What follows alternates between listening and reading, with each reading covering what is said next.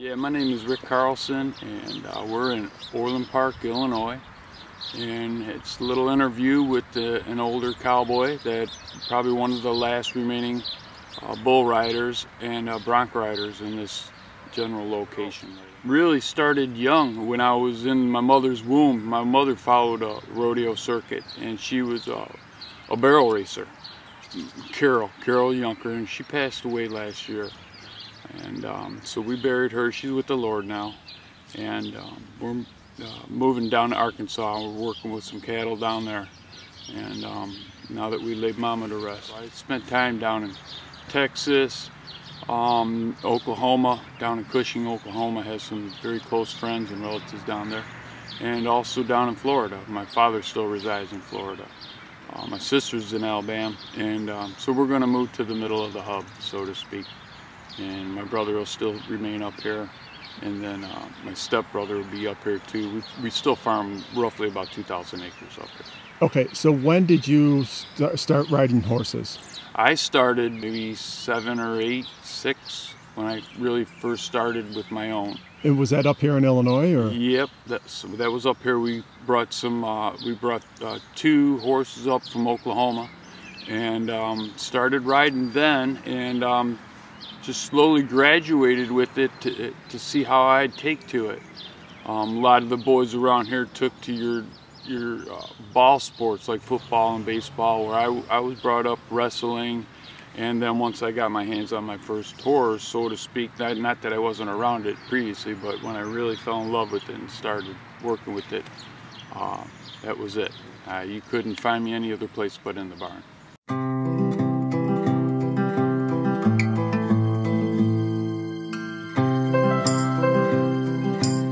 I started breaking and training horses when I was in 7th grade. Slowly they introduced me into that, and I wasn't working with real aggressive stock at that time. They were just too big for me to deal with. But pretty quickly we moved forward, progressed, and I was quickly found myself working with some of the worst, most aggressive and dangerous stock in this area, in the surrounding states. We would get horses come from Indiana, Ohio. We get them from Wisconsin, and we get horses that other trainers didn't want, that would literally be going to a glue factory if they couldn't get through our farm, and if I couldn't break them and train them. So the dangers of riding in an arena, in a rodeo event, you have people around you. It's not quite as dangerous, I would say, as some of the breaking and training that we did on the farm. Most of the horses that we would get in will be used because of this location. Most of the people just want a horse that they could ride, or they would take to the 4-H for the children to do pleasure events or horsemanship events, things of that nature. And trail riding. They want them trail broke. And our farm was called High Farms, and we were located right off of Wolf Road, where it used to split and turn into 6. There's a light there now. Back in the late 70s and early 80s, there wasn't much out here back then. It was a lot different. And so we would average between 75 to 100 horses. That we had 3 wings at the farm. We had an indoor riding arena, we had 2 outdoor riding arenas, and 3 different pastures.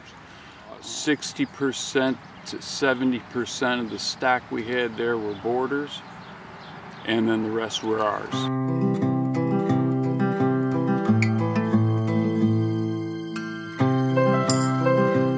Most were for trail riding, and so that the person could just basically get on that horse, and that horse, almost, we'll call it a push button horse. Like you put your car in gear, that horse should do exactly what you want it to do on cue. And I found out throughout the course of my training, I had to train the rider more than the animal. There was more focus on the rider.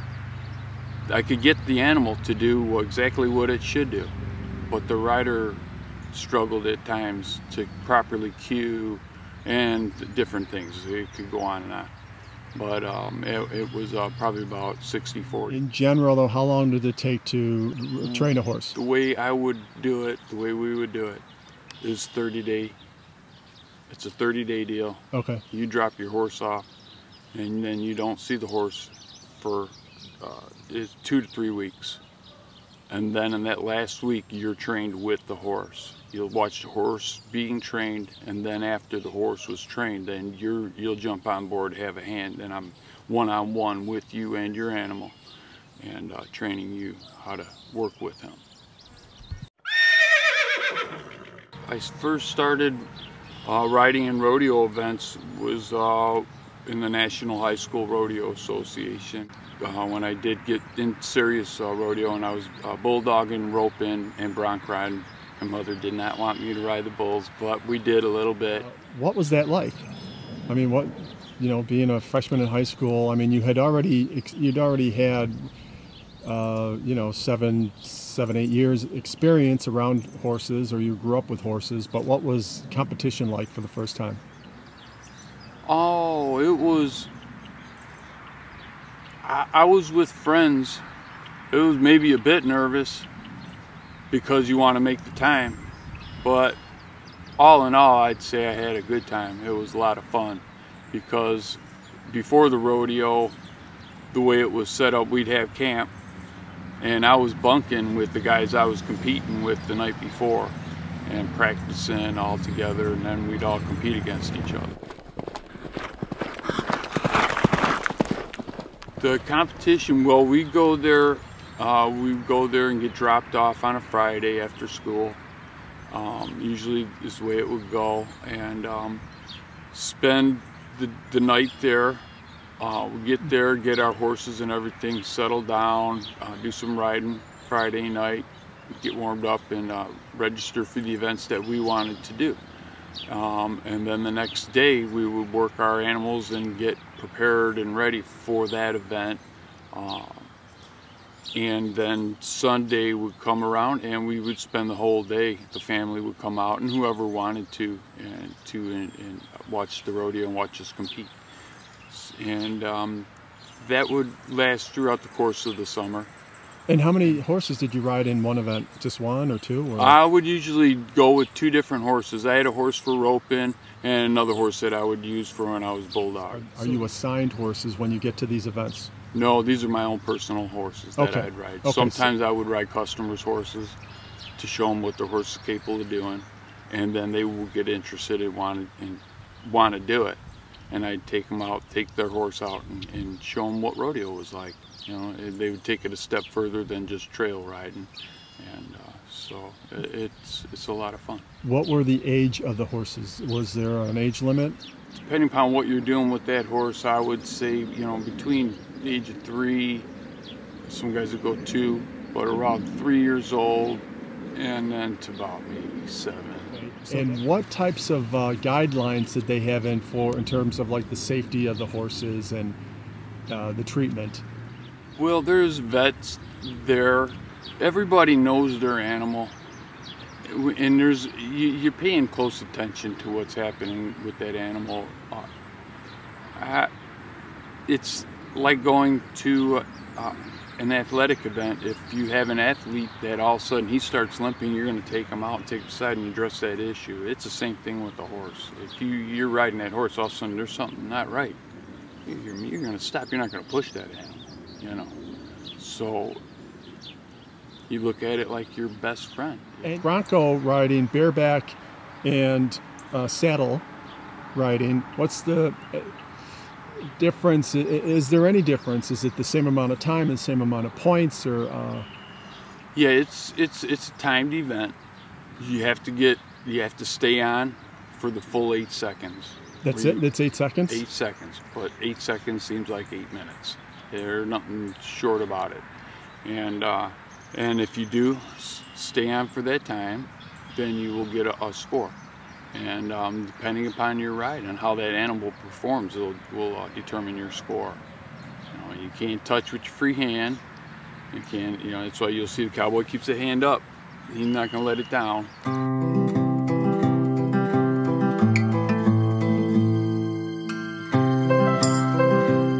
So was this later on when you rode bulls?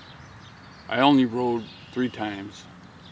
I really didn't get Aggressive with bull riding, my parents were dead set against it, but I was at camp and there were some younger bulls. They weren't something you'd see on PBR, but nevertheless they were bulls and they were dangerous, and I wanted to know what it was like to ride a bull.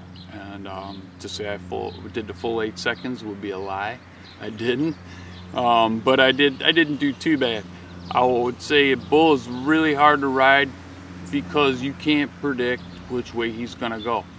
A horse, I can be on the back of a horse and I can pretty much tell what he's gonna do by following his neck and his head. His head's gonna dictate his way. He's gonna follow, his body is gonna follow his head. It's not that way with a bull. A bull's head might go off to the left, but his body's gonna throw to the right. He might look like he's gonna spin to the right, but he's gonna pull left. So a bull is real tricky to ride, and of course, you know in the back of your mind, once he gets you down, he's gonna come after you. Most of the time, they do want to. What types of injuries do folks sustain in horse riding and bull riding? Well, you know, when you're riding an animal that's that big, some of my biggest fears were getting hung up in my rigging. That's a real scary thought, and getting thrown around like a rag doll. That's a bad one. Back when I rode, there were no vests, there were no helmets or face masks. This is about all I had for safety and my shirt. That's it.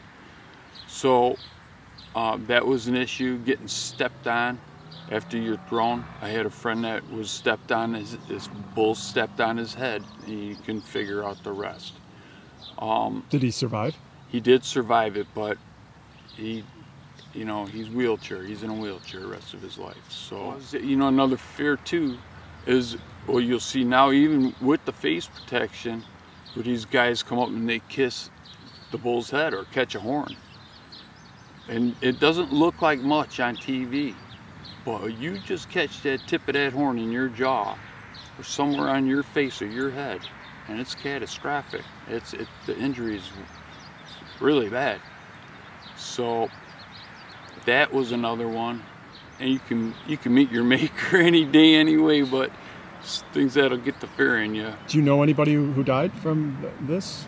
Not any personal friends, yeah. But yes, I do know some men that did pass away.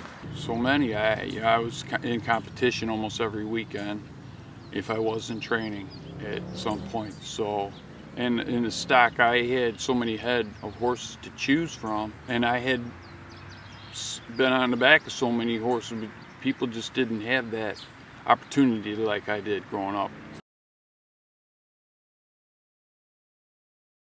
There was a time where I would say there is nobody that could ride a horse better than I can ride a horse or train a horse, and I truly believe that. If I have my belly cut, there ain't no horse gonna throw me out of it, and there ain't no horse that I can't train. The awards, I would say some of the ones that will stand out to was an event, was down in the State Fair, and Jim Edgar was Secretary of State back then, and I got 2 silver platters awarded by him. I remember getting 2 silver platters from him. I think I placed the first in 3 events, and there was a trophy in the other event. That was a big one. There was a AQHA World event. That's another big one where there's several states that come to that. And then some of the high school, you know, the regionals. Were there any female riders back then? Yes, there were. There were more than you'd think, and even them girls. It was funny back then. We were all every guy chewed tobacco, and all the girls chewed tobacco too. I couldn't believe it. The first girl I saw chewing tobacco, boy, she had a lip full. So yeah, but there were girls are there, and they're all barrel riding like my mom did, you know. And but I was there. My passion was roping and cutting. I really love cutting. And what's cutting? Cutting is taking a calf out of the herd and sectioning him out, singling out a calf and keeping him from getting back in a herd. And so that's cutting and cutting events. And so how many different types of events, just off the top, at a rodeo? Well, for us, it would be you could get saddle bronc, bareback bronc, bull riding. Those would be pretty aggressive riding events there. Bulldogging, which would be you slip off the side of a horse and throw a bull down to the ground. Did that a number of times. I had a horse specifically for that. My only problem with that was the bigger guys could throw that steer down a little quicker than I could because I was a little bit lighter than some of the other guys. Technique is when, okay, your horse is staged, you have the steers in the middle, and you're staged on the left side, you got a hazer on the right side, whichever you're left or right, however you're going to do it. Usually it's be on the left side. He's going to run out of that chute. As soon as he comes out of that chute and I break that band, time starts. So when I come off, I'm going to see that steer's run. His horn's coming up like this. As soon as I come up off him, I'm letting go of the reins. The horse knows what to do. The hazer's going to keep that cow from turning out. I'm going to grab a hold of that leading horn like this, fall off my saddle, scoop up that other horn, get my legs off of that, swing my legs up in front of that steer, get my hand up underneath his nose and turn him, and dig my heels in the ground to stop him and turn him and fall back, and then he should fall on his side. And once he's down on the ground, time.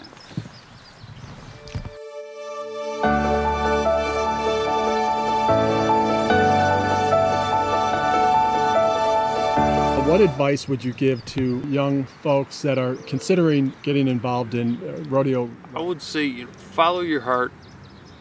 You know, if there's an event that you're really good at, go for that. It's definitely a younger man's sport, and the bull riding, the bronc riding will catch up with you in your older years.